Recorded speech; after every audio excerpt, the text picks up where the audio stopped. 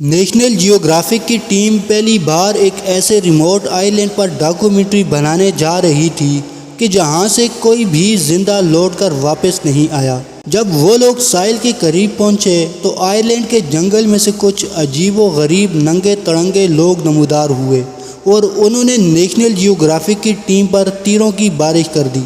اس حملے میں ڈائریکٹر کی ٹانگ زخمی ہو گئی اور وہ الٹے پاؤں واپس بھاگنے پر مجبور ہو گئے۔ لرننگ لائبریری میں ایک بار پھر خوش آمدید۔ ناظرین، انڈیا کے ایسٹ میں قریب 1400 کلومیٹر دور انڈمان آئی لینڈز موجود ہیں۔ یہ انڈین ٹیریٹری کا ہی حصہ ہے جہاں پر کئی چھوٹے بڑے گاؤں موجود ہیں۔ اگر میپ پر دیکھا جائے تو انڈمان آئی لینڈز میں سب سے زیادہ آبادی والا شہر پورٹ بلیئر نظر آتا ہے، جہاں پر ایئرپورٹ بھی موجود ہیں۔ یہ ایئرپورٹ ہی ہے جو انڈمان آئی لینڈز کو پوری دنیا کے ساتھ ملانے میں اہم کردار ادا کرتا ہے۔ روزانہ دنیا بھر کے جہاز یہاں لینڈ کرتے ہیں، لیکن حیرت کی بات یہ ہے کہ اتنی چہل پہل والے شہر سے صرف 50 کلومیٹر دور ایک ایسا آئی لینڈ ہے جہاں انسانوں کی وہ سیولائزیشن بستی ہے جنہوں نے اپنی الگ دنیا بسا رکھی ہے۔ نارتھ سینٹینل آئی لینڈ کے نام سے جانا جانے والا یہ آئی لینڈ صرف 60 مربع کلومیٹر کے رقبے پر پھیلا ہے، جس کو پوری طرح سے گھنے درختوں نے چھپا رکھا ہے۔ یہی وجہ ہے کہ نارتھ سینٹینل آئی لینڈ کو نہ ہی سیٹلائٹ اور نہ ہی ڈرون کے ذریعے سے اندر سے دیکھا جا سکتا ہے۔ اس آئی لینڈ پر کون سا قبیلہ رہتا ہے اور اس کے اندر ایسا کیا راز چھپا ہے، یہ آج تک کوئی نہیں جان پایا۔ ہسٹری میں کئی بار یہاں جانے کی کوشش کی جا چکی ہے، لیکن یہ قبیلہ کسی بھی آؤٹ سائیڈر کو کسی بھی صورت برداشت نہیں کرتا۔ یہ لوگ طیش میں آ جاتے ہیں، تیر برساتے ہیں اور جان لینا تو ان کے لیے کوئی معنی ہی نہیں رکھتا۔ ایسا مانا جاتا ہے کہ انہوں نے دنیا کے اندر دنیا بسا رکھی ہے جہاں یہ ہزاروں سالوں سے رہتے آئے ہیں۔ پورٹ بلیئر کی امپورٹنٹ سٹی سے صرف 50 کلومیٹر دور اس آئی لینڈ پر آج بھی شاید اسٹون ایج چل رہی ہے، لیکن آخر ایسا کیوں ہے؟ یہ لوگ باہر کی دنیا سے کوئی رابطہ کیوں نہیں رکھنا چاہتے؟ یہ سب سمجھنے کے لیے ہمیں نارتھ سینٹینل آئی لینڈ کی تاریخ میں جھانکنا پڑے گا۔ صدیوں سے یہ مانا جا رہا ہے کہ نارتھ سینٹینل آئی لینڈ پر رہنے والا قبیلہ انسانی تہذیب کا وہ گروہ ہے جو ہم سے کسی دور میں بچھڑ گیا تھا۔ 26,000 سال پہلے سمندر کا لیول بہت کم ہوا کرتا تھا، تب یہ آئی لینڈ نہیں بلکہ ایشیا براعظم کا حصہ ہوا کرتا تھا۔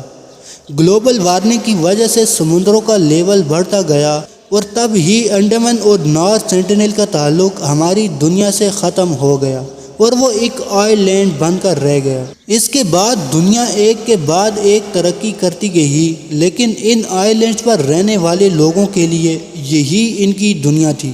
ہمیں تو ان کی دنیا کے بارے میں تب معلوم ہوا جب سن 1789 میں ایک برٹش شپ انڈمان آئی لینڈز پر آ پہنچی، لیکن انہوں نے نارتھ سینٹینل آئی لینڈز کو وزٹ نہیں کیا کیونکہ یہ ایک چھوٹا سا آئی لینڈ ہے اور شاید ان کی نظر میں اس کی کوئی اسٹریٹجک ویلیو نہیں تھی، ایٹ لیسٹ اگلے 78 سالوں تک۔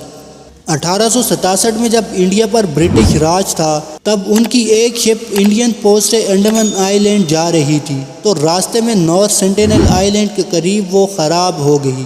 اس گروپ میں 106 برٹش اور انڈین موجود تھے۔ انہوں نے سمجھا کہ یہ آئی لینڈ بیابان ہے اور یہاں شاید کوئی نہیں ہوگا، لیکن ان کی یہ سوچ کچھ ہی لمحے میں بدلنے والی تھی۔ ریسکیو کے انتظار میں انہوں نے کچھ دیر یہیں پناہ لینے کا فیصلہ کیا۔ تیسرے دن آئی لینڈ میں چھپے قبیلے نے ان پر تیروں سے حملہ کر دیا۔ کئی لوگ مارے گئے اور کئی کو رائل نیوی نے ریسکیو کر لیا۔ نارتھ سینٹینل آئی لینڈ کے ساتھ یہ دنیا کا پہلا کانٹیکٹ تھا جو خون خرابے پر آ کر ختم ہوا تھا۔ اگلے 13 سالوں تک کسی نے بھی واپس یہاں لوٹنے کی ہمت نہیں کی۔ پھر سن 1880 میں ایک برٹش لارڈ کو انڈمان آئی لینڈ کا کراؤن ایڈمنسٹریٹر بنا کر بھیجا گیا۔ ان کا نام موریس وڈال پورٹ مین تھا اور انہوں نے نارتھ سینٹینل لینڈ پر جانے کا فیصلہ کیا کیونکہ پورٹ مین وہ سارا ایریا خود دیکھنا چاہتے تھے جس کے وہ کراؤن ایڈمنسٹریٹر بن کر آئے تھے۔ ان کا خیال تھا کہ وہ قبیلے کے چند لوگوں کو کڈنیپ کر کے ان کو انڈمان آئی لینڈ کے قریب لے کر آئیں گے ان کا ٹھیک سے خیال رکھیں گے اور پھر اچھے پیغام کے ساتھ ان کو واپس بھیجیں گے، شاید وہ اس کھوئے ہوئے قبیلے سے اچھا پوائنٹ اپ بنا سکیں، ان کو یہ احساس دلا سکیں کہ وہ بھی ہماری طرح کے ہی انسان ہیں۔ پورٹ میں نارتھ سینٹینل گئے اور کئی دن تک قبیلے سے چھپنے میں کامیاب رہے۔ پھر ان کو یہاں ایک فیملی نظر آئی جس میں ایک کپل اور ان کے 4 بچے تھے۔ پورٹ مین نے اس فیملی کو کڈنیپ کیا اور ان کو انڈمان آئی لینڈ پر لے گئے۔ نارتھ سینٹینل آئی لینڈ کی ہسٹری میں پہلی بار ان کا باہر کی دنیا سے کنٹیکٹ ہوا۔ دنیا میں پھیلی کئی بیماریاں ان کی باڈی کے لیے بالکل نہیں تھی۔ بڑی ایج والا کپل ان بیماریوں کی لپیٹ میں آ گیا اور زندگی کی بازی ہار گیا۔ کراؤن ایڈمنسٹریٹر کو بڑا افسوس ہوا کیونکہ اس کو اپنا پلان فیل ہوتا دکھائی دے رہا تھا۔ انہوں نے 4 بچوں کو گفٹس دیے اور واپس نارتھ سینٹینل آئی لینڈ بھیج دیا۔ پورٹ مین نے اپنی ڈائری میں لکھا کہ ہمارا مشن فیل ہو گیا ہے، ہم نے سینٹینل کے دل میں مزید خوف ڈال دیا ہے اور یہ بہتر ہوگا کہ ان کو اکیلا چھوڑ دیا جائے۔ اب یہ بھی ممکن ہے کہ لوٹنے والے بچوں نے قبیلے میں باہر کا وائرس پھیلا دیا ہو جس سے وہاں اور بھی لوگ مارے گئے ہوں، اور یہ بھی ہو سکتا ہے کہ انہوں نے اپنی ماں باپ کی موت کا ذمہ دار ہمیں ٹھہرا دیا ہو۔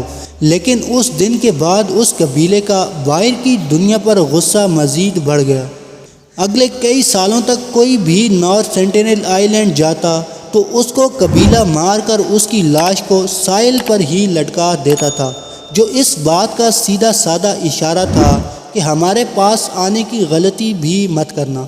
1947 میں جب ہندوستان کا بٹوارا ہوا تو انڈمانز تک کا سارا علاقہ انڈیا کے حصے میں آ گیا۔ یہاں رہنے اور بسنے والے تمام لوگ اب انڈینز کہلائے جاتے ہیں، جس میں نارتھ سینٹینل آئی لینڈ والا قبیلہ بھی شامل ہے۔ نیشنل جیوگرافک کی ایک ٹیم 1974 میں اس جزیرے پر آئی۔ وہ ایک ڈاکومنٹری فلم بنا رہے تھے جس کا نام مین ان سرچ آف مین تھا۔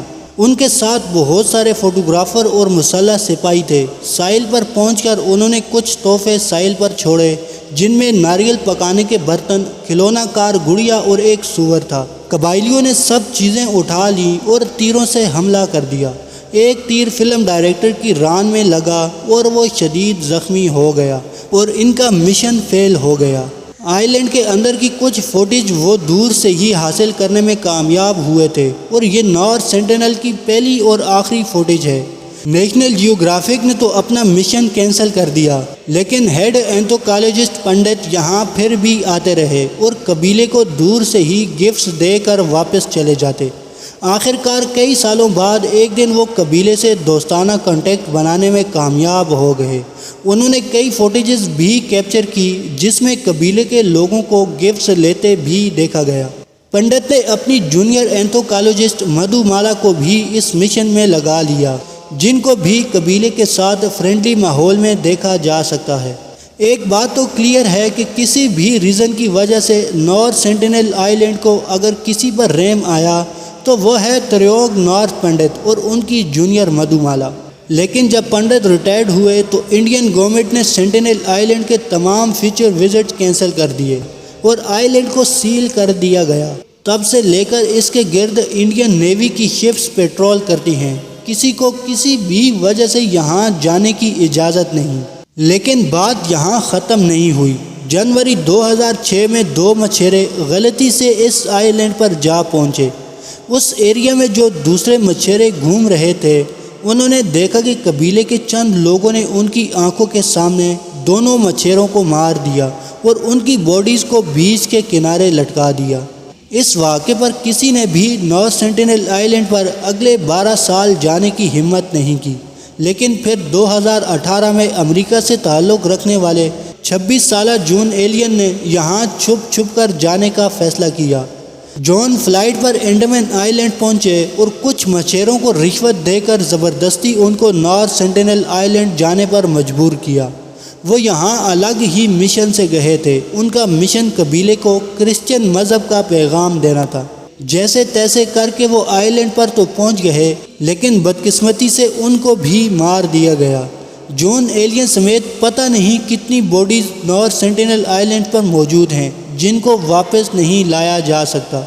इंडियन गवर्नमेंट ने इस कबीले को खुली छूट दे रखी है कि वो जो चाहें कर सकते हैं और बाहर की दुनिया पर पाबंदी लगा रखी है कि वो इस आइलैंड के 10 किलोमीटर के रकबे में भी नहीं जा सकता। नॉर्थ सेंटिनल आइलैंड दुनिया का वाहिद आइलैंड है जहाँ पर जाना मौत को गले लगाना जैसा है।